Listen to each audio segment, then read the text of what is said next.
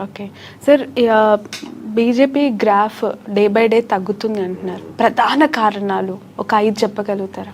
5 అంటే చెప్పుకుంటా పోగలను, బట్ ప్రధానంగా మెయిన్గా అంటే అండి నెంబర్ 1 ఇప్పుడు మీకు ఒకటండి, ఫర్ సపోజ్ మీరు ఇంటర్వ్యూ సెలెక్ట్ చేసుకున్నానికి ఒక జర్నలిస్ట్గా సెలెక్ట్ అయ్యారు. మీది మీ ఓనర్ది ఒకే ప్రాంతం ఒకే ఊరు అనుకోండి, మన అమ్మాయి కదా అని చెప్పి చిన్న ఫేవర్ యాడ్ అవ్వచ్చు, ఏముందో మీరు టెక్నికల్లీ టాలెంటెడ్ అయినా. బట్ ఒకసారి మీరు సెలెక్ట్ అయిపోయిన తర్వాత ఇంకా అది పనికిరాదు. అలాగే మీకు ఇక్కడ క్యాస్ట్ ఈక్వేషన్స్ మీద వచ్చే పార్టీ కానీ, లేదా మతం పరంగా లేదా ప్రాంతం పరంగా వచ్చే కానీ ఇనిషియల్గా ప్రాక్టికల్గా అది యూజ్ అవుద్ది. బట్ ఒకసారి పవర్లోకి వచ్చాక ఎటువంటి అడ్మినిస్ట్రేటివ్ డిసిషన్స్ తీసుకుంటుంది అనేది వాళ్ళకి ఎక్కువ ప్రభావితం చూపిస్తుంది. ఇప్పుడు నాకు బీజేపీ వచ్చాక ట్యాక్స్ బెనిఫిట్స్ బాగా మిగులుతుంది అనుకుంటే, ట్యాక్స్ పరంగా ఉండేవాళ్ళు ఎక్కువ పరంగా ఓట్లు వేస్తారు. లేదా ఫార్మర్స్ పరంగా నాకు చాలా బెనిఫిట్ పొందుతుంది, లేదా నాకు గ్రౌండ్లో విలేజ్లో నాకు రియాలిటీ కనపడుతుంది, నాకు అన్ఎంప్లాయ్మెంట్లో చేంజెస్ వస్తున్నాయి, ఈ చేంజెస్ కనపడలేదు అనమాట. ఓన్లీ ఈ లెవెల్లోనే వెళ్ళారనుకోండి, మళ్ళీ సనాతన ధర్మం మతం పరంగా వెళ్ళారనుకోండి, ఆ ఓట్ బ్యాంకింగ్ ఎప్పటికీ ఉంటుంది. కోర్ ఎప్పటికైనా మన బీజేపీ ఉండాలని ఎప్పటికీ ఉంటుంది, వాళ్ళలో చేంజ్ ఉంటుంది. బట్ ఎక్స్ట్రా లేయర్ ఏదైతే కాంగ్రెస్లో ఉన్నటువంటి కరప్షన్ చూసి, అప్పుడున్న స్కామ్స్ కంటిన్యూస్గా ఉన్నాయి కదా, చాలా స్కామ్స్ వద్దురా బాబు అనుకుని కాంగ్రెస్ నుంచి బీజేపీ మూవ్ అయిన వాళ్ళు మళ్ళీ ఇదే సెక్షన్స్ జరుగుతుంటే మళ్ళీ ఈ లేయర్ మళ్ళీ కాంగ్రెస్కి కంపారిటివ్లీ 15 సంవత్సరాల ముందు రాహుల్ గాంధీకి ఇప్పుడున్న రాహుల్ గాంధీకి తేడా ఉంటుంది కాబట్టి స్లోగా మూవ్ అవుతుంటారు. ఇప్పుడు హర్యానా చూసుకోండి, మీకు ఖట్టర్ గారి అంతగా వాళ్ళు సానుభూతిగా లేరు, కానీ ఆయన సీఎంగా ఎక్కువ సంవత్సరాలు ఉండేసరికి ఆ నెగిటివ్ ఓట్ బ్యాంకింగ్ వీళ్ళ మీద పడుతుంది. సో ఒకటి స్టేట్ లీడర్షిప్ ఫెయిల్యూర్ అవడం, ఒకటి సెంట్రల్లో వెళ్ళే విధానం ఒకటే ఆ కోరు ఆ గ్రూప్లోనే ఉంటున్నారు, ఆ డిసిషన్స్ దాని నుంచి బయటికి రావట్లేదు. అంటే నేషనల్ లెవెల్లో బీజేపీకి కావాల్సినంత ఓటు బ్యాంకు క్యాడర్ వాళ్ళకి ఆల్రెడీ బిల్డప్ అయిపోయి ఉంది, కంటిన్యూ అవుతోంది స్టిల్. అండ్ కాంగ్రెస్కి ఆల్రెడీ ఎవరు నచ్చట్లేదు అని వెళ్ళిపోయారో వాళ్ళు తిరిగి వచ్చే అవకాశం ఉంది. క్యాడర్ ఉపయోగపడుతుంది మేడం. క్యాడర్ ఎంతవరకు అంటే మీకు ఫ్లో కరెక్ట్గా ఉందనుకోండి, ఆ క్యాడర్ పుల్ చేయగలుగుతుంది, ఓట్లు వేసేదానికి రెడీగా ఉంటే అక్కడి నుంచి ఇక్కడ తీసుకురాగలుగుతుంది, వాళ్ళని కన్విన్స్ చేయగలుగుతుంది. క్యాడర్కి ప్రజలు అసలు అగేనెస్ట్గా ఉన్నారనుకోండి, ఓన్లీ క్యాడర్ వాళ్ళని కన్విన్స్ చేయలేదు. ఇప్పుడు బీఆర్ఎస్ ఫస్ట్ టైం ఎలక్షన్స్ ముందు పెట్టినప్పుడు అప్పుడు క్యాడర్ ఏం లేదు, కానీ ఇనానమస్గా మొత్తం గెలవగలిగింది కదా.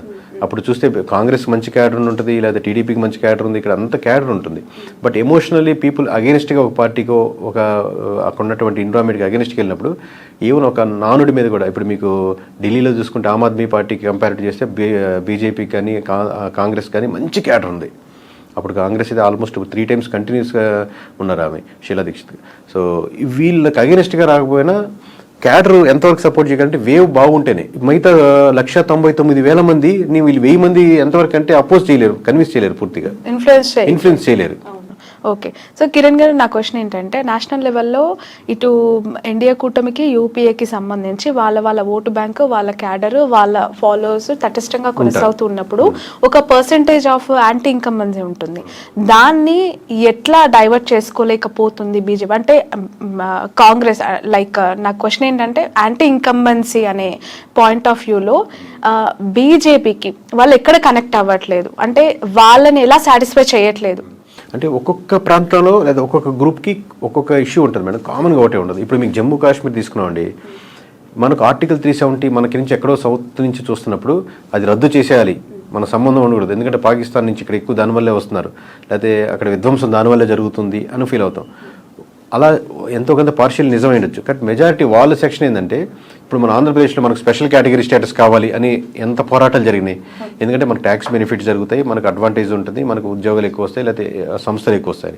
అలాగే వాళ్ళకు ఒక స్పెషల్ కేటగిరీ స్టేటస్ లాగా ఫీల్ అవుతున్నారు. మాది జమ్మూ అండ్ కాశ్మీర్, మేము సెపరేట్గా దీనికి ఒక స్పెషల్ కేటగిరీ స్టేటస్ ఉంది కాబట్టి దీన్ని మేము అనుభవిస్తున్నాం. అట్లీస్ట్ ఇప్పుడు స్టేట్ హుడ్ అన్న ఇవ్వండి. ఇప్పుడు ప్రధానంగా పార్టీలు మాకు ఆంధ్రప్రదేశ్ స్టేట్ స్టేట్ ఉందో, జమ్మూ కాశ్మీర్ కూడా ఒక స్టేట్ ఉంది, సెంట్రల్ గవర్నమెంట్లో కింద తీసుకెళ్లొద్దు, మాది స్టేట్గా మా స్టేట్కి ఉంచితే మా లోకల్ ఎమ్మెల్యే, మా రిప్రజెంటేషన్, మా ఎలక్షన్స్ ఉంటాయని ఫీల్ అవుతున్నారు. ఆ ఇష్యూస్ మనకి ఏపీలో ఉండవు. సో అక్కడ ఇష్యూస్ ఒకటి. అలాగే ట్యాక్స్ కట్టేవాళ్ళు ఇప్పుడు చూస్తుంటే మీకు జిఎస్టీ కానీ, లేకపోతే మీరు 1,00,000 రూపాయలు సంపాదిస్తుంటే 30,000 దానికి వెళ్ళిపోతే మిగతా 70,000 ఉంటాయి. 70,000 మళ్ళీ ఏదైనా కొంటుంటే దాని మీద ట్యాక్స్, మీరు గోల్డ్ కొనుక్కున్నా కారు కొనుక్కున్నా మళ్ళీ దానికి ట్యాక్స్ కడుతుంటారు. సో ట్యాక్స్ ఎక్కువ కట్టే గ్రూప్ ఒకరు అగెనెస్ట్గా ఉన్నారు.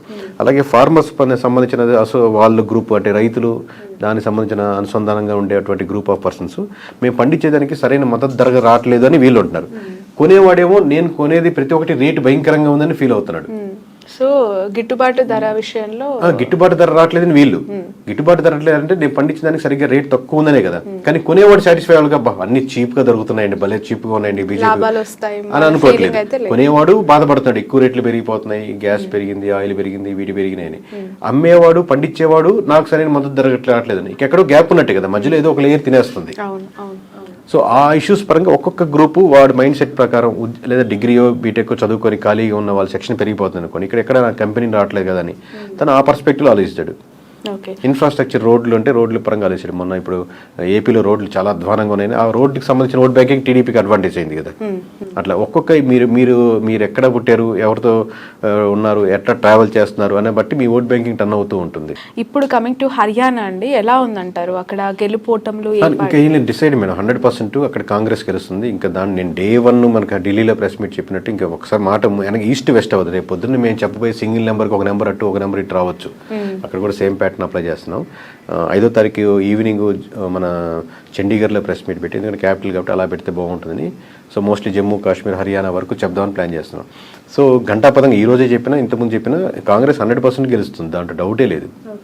ఎందుకు రాహుల్ గాంధీ వైపు మొగ్గు చూపిస్తూ ఉన్నారు? ఆయనని ఒక పిఎం లెవెల్ క్యాండిడేట్గా ప్రజల యాక్సెప్టెన్సీ కనిపిస్తుందంట. ఎందుకు అంటే గతంలో ఒక్కసారి వెనక్కి తిరిగి చూస్తుంటే దేశంలో ఎవరి మీద రాని ట్రోల్స్, పప్పు అని ఏం తెలియదని, లైక్ మమ్మీ కూచి అని, లైక్ ఇట్లా అనేక మీమ్స్ కూడా ఆయన మీద చూసాం. బట్ ఇప్పుడు ప్రధాని నరేంద్ర మోదీ ఒకవైపు, రాహుల్ గాంధీని మరోవైపు చూస్తున్నప్పుడు టాలీ అవుతుందా? కరెక్ట్ అంటే మీకు 15 years జర్నీ ఉంటుంది కదండి, ఓవరాల్ 15 సంవత్సరాల జర్నీ ఉన్నప్పుడు ఏంటంటే దాంట్లో ఒక లీడర్గా ఎవాల్వ్ అవుతారు, మాట్లాడడం నేర్చుకుంటారు. ఇప్పుడు మన పార్లమెంట్లో చూడండి, ఒక 15 సంవత్సరాల క్రితం పార్లమెంట్లో చూడండి, మాట్లాడేటప్పుడు విధానంలో చాలా మార్పులు వస్తాయి. ఎందుకంటే మీరు గ్రౌండ్లో తిరుగుతున్నప్పుడు ఇదంతా ఇప్పుడు అడ్వాంటేజ్ అవుద్ది. అవతల రూలింగ్ గవర్నమెంట్ కూడా వీక్ అయినప్పుడే అవతల అడ్వాంటేజ్ తీసుకుంటారు. నిజంగా అద్భుతంగా మారుతుంటే ఇంతకుముందు కాంగ్రెస్ నడిచిన వాళ్ళు కూడా ఇప్పుడు బీజేపీ కన్వర్ట్ అవుతారు. సో బీజేపీ వీక్ అవ్వడం అనేది కాంగ్రెస్కి లేదా కాంగ్రెస్ని లీడ్ చేసినటువంటి రాహుల్ గాంధీ గారికి ఇంకా అడ్వాంటేజ్ అవుతుంది. ప్యారల్గా ఆయన నలగడం, అలాగే స్టేట్లో ఉన్నటువంటి అక్కడ జాట్ కమ్యూనిటీ బాగా స్ట్రాంగ్గా ఉంటుంది, అలాగే మోస్ట్ ఇన్ఫ్లుయెన్షియల్ క్యాండిడేట్గా ఉంటారు.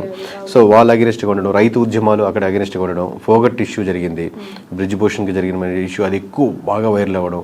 అక్కడ మామూలుగా మన దగ్గర ఏపీలో తక్కువ కానీ అక్కడ పైల్వాన్లుగా ఎక్కువ ట్రైన్ అవ్వడం కానీ ఆ కమ్యూనిటీ బాగా ఉంటుంది, ఆ సెక్షన్ ఆఫ్ పీపుల్ వాళ్ళ అగెనిస్ట్గా ఉండడం. ఖట్టర్ గారి మీద బాగా అగెనిస్ట్గా వచ్చారు సీఎం. ఆయన మార్చినప్పుడు సైని గారిని పెట్టినప్పటికీ కూడా అది డిలే అయిపోయింది బాగా.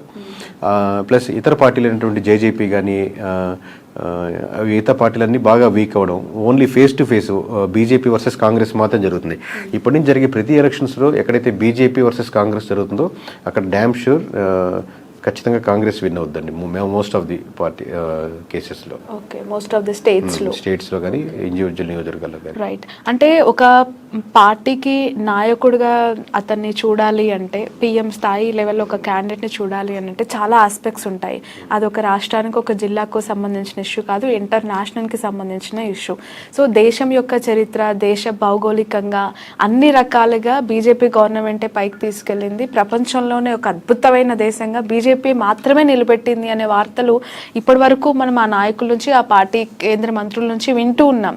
సో అలాంటి ఒక సిచ్యువేషన్ని రాహుల్ గాంధీ డైవర్ట్ చేసుకోగలుగుతున్నారా? ఎందుకు అని అంటే అది ప్రజల నుంచి రావాలి, అలా ప్రజల్లో ఎమర్జ్ అవ్వగలగాలి. అతను చేసిన లైక్ యాత్ర ఎంతవరకు ఉపయోగపడింది, ప్రజల్లో అతన్ని పట్ల ఉన్న విశ్వసనీయత గ్రౌండ్ లెవెల్లో మీకేం కనిపించింది టువర్డ్స్ ఎనీ పొలిటికల్ పార్టీ? మీరు ఇప్పుడు చూస్తే ఇందిరాగాంధీ గారికి వెళ్ళారనుకోండి, గరీబీ హఠావో కానీ కాన్సెప్ట్ చేశారు. నిజంగా మనకు ఇక్కడ పేదరికం నిర్మూలించింది ఒకడు పేదవాళ్ళు లేడు అనుకోండి, కంపల్సరీ వాళ్ళకే ఓటేస్తారు. లేదా దేశం వెలిగిపోతుందని ఇంతకుముందు ఒకసారి బీజేపీ స్టార్ట్ చేసింది. సో నిజంగా దేశం వెలిగిపోతుంది, అన్ని పరంగా మేము హ్యాపీగా ఉన్నామంటే వాళ్ళు మళ్ళీ టర్న్ అవుతారు. మీరు చెప్పినట్టు ఇప్పుడు సిట్టింగ్ గవర్నమెంట్ ఉన్నటువంటి బీజేపీ కూడా అసలు దేశం ఇంత ముందడిగిలిందంటే ఎప్పుడు లేదు, ఇంత హ్యాపీగా ఎప్పుడు ప్రజలు లేరు అనుకున్నారు అనుకోండి, నిజంగా అలాగే ఉంటారు. సో అబ్వియస్లీగా సిట్టింగ్ గవర్నమెంట్ ఎప్పుడు కూడా చాలా పాజిటివ్గానే చెప్తుంది. బట్ ప్రజలు ఎక్కువ మంది నమ్మట్లేదు అనుకోండి, ఆ ఓట్ బ్యాంకింగ్ షిఫ్ట్ అవుతుంది. వీళ్ళు అన్నారు కాబట్టి అవును బీజేపీ ఇలా అంటుంది కదా, ఆ స్టేట్మెంట్ కరెక్టే, లేదా పేపర్లో పెద్ద మెయిన్ పేపర్లో యాడ్ ఇచ్చారు కదా ఇది కరెక్టే అని ఇండివిజువల్గా తను ఓటేస్తాడు. ఇర్రెస్పెక్టివ్ ఆఫ్ దేశం అంతా ఎలా వెళ్తుందని ఎవడు ఓటు వేయడండి. నా సమస్యలు ఏంటి, నేనేం కోరుకుంటున్నాను, ఇది బెస్టా ఇది బెటర్ అనుకుని వేస్తారు. మేము marks as a survey company సంస్థ ఇలాంటి వాళ్ళు గ్రూప్ ఎలా ఎంతమంది ఉన్నారు, ఈ గ్రూప్ ఎలా ఎంతమంది, ఎంత పర్సెంటేజ్ షిఫ్ట్ అవుతుంది, దీన్ని అనలైజ్ చేసుకొని చెప్తాం. సో ఓవరాల్గా ఈ అనలైజ్ చేసినప్పుడు 90 నియోజకవర్గాలు మెజారిటీ నియోజకవర్గాలు పోటాపోటీలో కాకుండా కాంగ్రెస్ వైపు ఎక్కువ మళ్ళీ నియోజకవర్గాలు ఉన్నాయి కాబట్టి ఇటువైపు మళ్తున్నామని ఘంటాపదంగా చెప్పగలుగుతున్నాం. దట్